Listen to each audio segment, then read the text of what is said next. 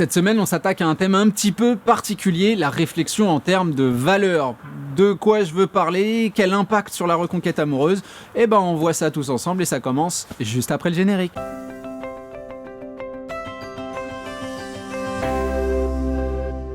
Salut à vous, c'est Jean-Baptiste de jbmarcy.com, ravi de vous retrouver comme tous les jeudis pour continuer nos réflexions autour de votre reconquête amoureuse. Cette semaine, on s'intéresse à, je ne sais pas s'il faut appeler ça un courant de pensée, une méthode de raisonnement, en tout cas quelque chose qui est de plus en plus présent. Je l'ai vu en commentaire de cette chaîne, je le vois un petit peu partout, que ce soit sur les réseaux sociaux, dans certains reportages. Une notion qui, à mon sens, est un petit peu américanisée, ou en tout cas qui vient de là-bas, je pense, et puis qui a un impact directement sur la reconquête amoureuse quand on commence à entrer dans ces critères de réflexion, et c'est la valeur qu'on accorde à la personne qu'on a face à nous et la valeur qu'on s'accorde à nous-mêmes, cette espèce de système de notation qui commence très souvent par une notation physique, mais aussi une notation comportementale qui nous pousse donc à agir pour gagner des points et se faire mieux voir, etc., etc. Et je voudrais revenir là-dessus parce que pour moi, ce truc-là, il est un petit peu pourri à la racine et j'espère que c'est pas comme ça que vous voyez les choses, parce que se donner un 8 sur 10, un 9 sur 10 et se dire que son ex a 5 sur 10, je trouve que ça nous éloigne tellement de tout ce dont on a besoin que voilà, je voyais la nécessité aujourd'hui d'aborder ce genre de choses. On sépare la vidéo en plusieurs parties, il y en aura deux. Et avant de me lancer, petit nota bene sur le système d'abonnement qui, vous le savez, a été lancé il y a 1 semaine et demie, 2 semaines à peu près, et il a été un petit peu renouvelé. En tout cas, j'ai trouvé le rythme. Voilà, c'est ça que je voulais vous dire. Je crée une vidéo par jour, sauf le dimanche, donc il y en a 6 par semaine si vous voulez toujours aller plus loin et pouvoir directement me donner des idées de thèmes à traiter, des questions personnelles, j'y réponds directement dans ces vidéos. Donc vous n'hésitez pas, vous pouvez cliquer sur les boutons rejoindre. Je vais arrêter de le diffuser dans toutes les vidéos, mais là ça y est, le truc est vraiment lancé, on commence à avoir une belle petite famille qui s'instaure, qui s'installe, c'est plutôt intéressant. Donc n'hésitez pas à nous rejoindre. Retour à notre réflexion avec donc notre première partie, c'est tout simplement l'idée d'une catégorisation déshumanisante. Déjà de base, personnellement, pour avoir travaillé dans la reconquête amoureuse depuis une dizaine d'années, un peu plus même que ça, maintenant, on s'aperçoit assez rapidement que l'idée de catégoriser les gens, de les mettre dans des petites cases, c'est extrêmement réducteur, et puis surtout, c'est pas du tout quelque chose qui reflète la réalité. Les hommes sont comme ci, les femmes sont comme ça, à 20 ans on fait comme ci, à 40 on fait comme ça. Aujourd'hui, on est dans une société qui va très très vite, où l'information est disponible à tout le monde. Il y a des gens très matures à 20 ans, pas très mature à 60 ou à 40. Les hommes, les femmes, c'est pareil, on est quand même sur un courant qui tend vers l'égalitarisme ou le féminisme, qu'on n'aime pas, hein, je veux dire, mais on est quand même dans une libération intellectuelle, le travail de la femme, etc. Tous ces critères-là font qu'on sort des cases qui étaient peut-être des réalités il y a 20, 30, 40 ou 50 ans. Donc cette idée de remettre les gens dans des cases dont ils arrivent à se libérer dans leur quotidien, je trouve ça extrêmement réducteur. Et puis, des choses à dire sur cette espèce de barème, il y en a plein. Je suivais très récemment une vidéo, alors je peux pas vous dire comment elle s'appelle, la nénette, justement c'est sur le thème du rapport homme-femme dans le relationnel, dans le monde du travail, etc., etc. C'est Pearl quelque chose, elle s'appelle, je me rappelle plus de son nom. Bref, c'est un truc américain, et là la vidéo en l'occurrence parlait de gens qui s'attribuent des notes, et c'était 3 femmes qui se donnent 10 sur 10 et qui du coup veulent des hommes qui sont au moins à ce niveau, etc., etc. Et moi je me suis dit, mais quelle subjectivité, comment déjà se donner cette note-là, quel est le barème? Il n'y a absolument aucun référentiel sociologique, il n'y a aucun référentiel professionnel, il y a rien du tout. On se donne une note, et je l'ai vu il n'y a pas très longtemps en témoignage sous une de mes vidéos, il y a quelques semaines, quelques mois maintenant, où la personne disait, voilà, moi je suis un 8 sur 10, mon ex objectivement est un 6, donc ce serait à elle de faire les efforts, etc. C'est quoi ces notes? Ça sort d'où? Quelle est la référence? Quelle est l'objectivité? En plus, on s'aperçoit relativement rapidement que les gens qui vont entrer dans cette catégorisation, dans cette valorisation, la plupart du temps, évidemment, ils se donnent des bonnes notes, hein. On se permet d'utiliser ce genre de choses parce que on a cette pseudo-supériorité qui est basée absolument sur rien, qui est basée sur le reflet qu'on a, son image, son propre ego. Donc en fait, plus on a un ego développé, plus on a une bonne note. Enfin, je veux dire, à un moment, c'est quelque chose qui me paraît complètement insensé. Et en plus, on a vraiment l'impression, même si cette notation a l'air de contenir des paramètres qui sont des paramètres intellectuels, des paramètres de réussite professionnelle, on a quand même vachement l'impression que c'est très physique. Et réduire la capacité à mener une reconquête, la capacité à entretenir un couple, la capacité à réussir dans sa vie, la capacité à s'adapter à son environnement, à son physique, là pour le coup, je réemploie le mot réducteur, mais faudrait même que je trouve quelque chose pour accentuer ce mot-là.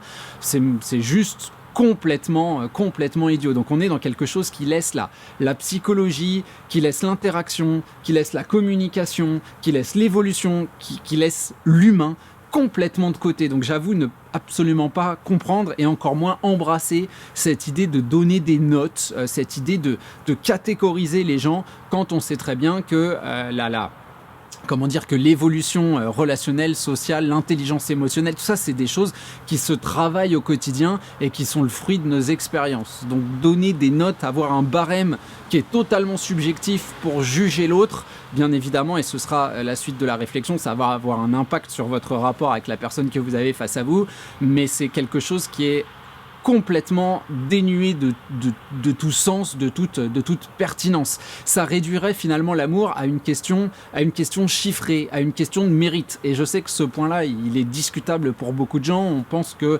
l'amour est quelque chose qui se mérite et que la personne doit mériter qu'on fasse les efforts, etc., etc.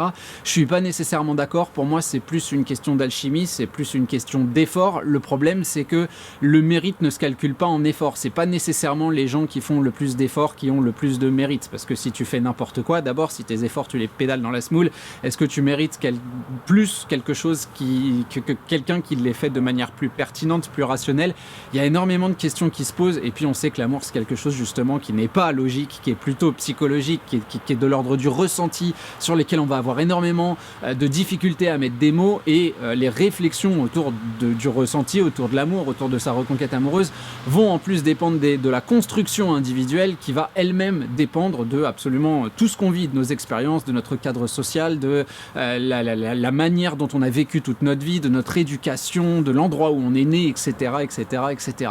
Donc quand on connaît la diversité et la pluralité des profils qui nous entourent, même dans un espace restreint, prenez juste le boulot ou je sais pas quel endroit vous fréquentez, votre club de sport, juste quand on voit la diversité qui peut être présente ici, se dire qu'on va avoir un système de notation qui va correspondre à tous ces gens-là et que vous allez réussir à donner un 9, à donner un 6, à donner un 4 à ces gens-là, alors que vous ne les connaissez pas forcément non plus profondément que ça, et vous, évidemment, à vous donner un 9 ou un 10, hein, parce que comme je le disais, souvent, les gens qui utilisent ce genre de notation, eux, c'est le top du top.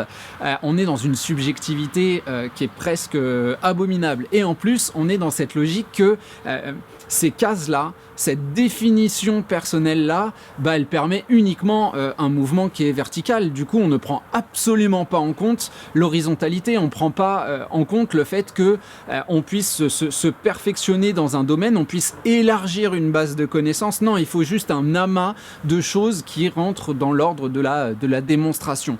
Et ça pose véritablement un problème intellectuel parce que tout ce que vous allez faire n'est pas forcément une progression matérielle au vu des autres gens, mais peut-être que vous, ça vous apporte quelque chose. Chaque expérience que vous faites vous apporte un nouveau type de réflexion, un nouveau type d'impression qui peut-être plus tard permettront d'augmenter cette valeur-là aux yeux des autres gens. Mais sur le moment, vous n'êtes peut-être pas dans une évolution qui est verticale. Du coup, il faudrait éviter de faire ça, il faudrait éviter de faire une nouvelle activité parce qu'au début, on est nul dans cette nouvelle activité et du coup, ça fait baisser notre valeur. Enfin, on voit un manque de pertinence assez incroyable dans ce genre de choses et du coup véritablement c'est quelque chose qui à mon sens est à éviter pour juger l'autre. Et justement c'est la deuxième partie, c'est le fait que cette catégorisation, elle va complètement détruire le naturel et la possibilité d'évolution.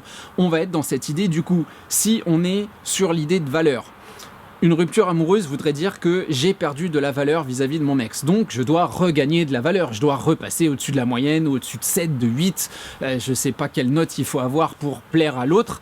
Donc on n'est plus du tout dans un système où la communication est importante. C'est ce que je vais faire.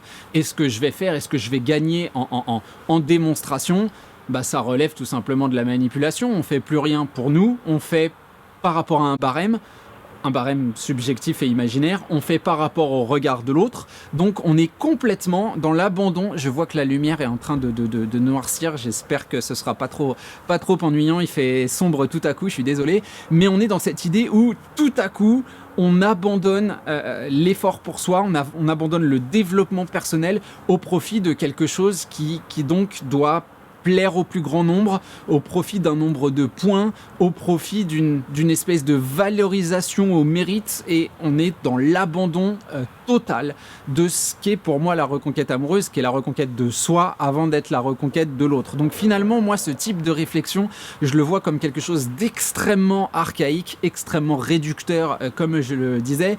En plus, je vais pas vous mentir, et ça va être un jugement personnel. Comme je vous l'ai dit, c'est un truc que j'ai vu surtout du côté américain, et je veux dire, mince, les Américains, c'est quand même pas tellement des lumières. Alors c'est pas, là pour le coup c'est une catégorisation, mais c'est pas les plus grands sociologues qui soient, c'est pas les plus grands psychologues qui soient non plus. Quand on voit la plupart des très grands professionnels de la plupart des domaines qui sont là-bas, notamment dans la médecine, c'est quand même en général la fuite des cerveaux d'autres pays.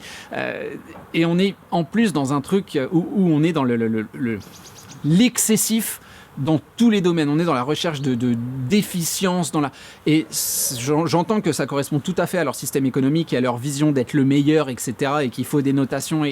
Mais du coup, on sait par exemple comment le système médical fonctionne. On laisse l'humain complètement de côté. Dans une reconquête amoureuse, laisser l'humain de côté, je vois pas bien l'intérêt quand justement nous on est dans une recherche de compréhension personnelle, de compréhension du rapport, de compréhension de ce qui peut amener un couple qui n'a pas fonctionné à recréer quelque chose de nouveau, quelque chose d'émotionnel, quelque chose qui relève de la fibre, quelque chose qui n'est absolument pas mathématique. Cette réflexion-là, pour moi, elle est même dangereuse parce qu'elle peut vous amener à diaboliser votre ex, à la voir comme un loser, comme quelqu'un qui vaut pas le coup, une espèce de condescendance va naître de ce genre de choses, ou au contraire, vous estimez que lui ou elle c'est un 9 et vous êtes un 2, et du coup vous devez vous satisfaire de ce que vous trouvez dans le caniveau.